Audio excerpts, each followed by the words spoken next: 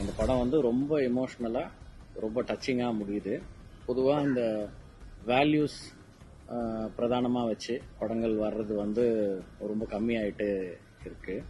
அதுக்கு நடுவில் இந்த படம் வந்து, அதாவது நான் என்ன சொல்கிறேன்னா, ஒரு நல்லவன் வந்து ப்ரொட்டகானிஸ்டாக லீட் கேரக்டராக பண்ணுற படங்கள் வந்து ரொம்ப கம்மியாக தான் வருது.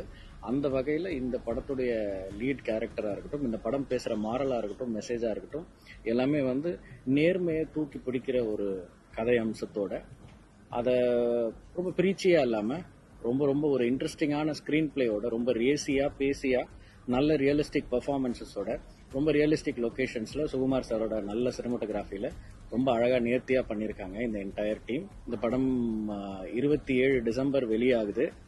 கண்டிப்பாக இது எல்லாருடைய மனசையும் தொடுற ஒரு படமாக இருக்கும்னு நான் படம் பார்த்ததுலேருந்து நினைக்கிறேன்.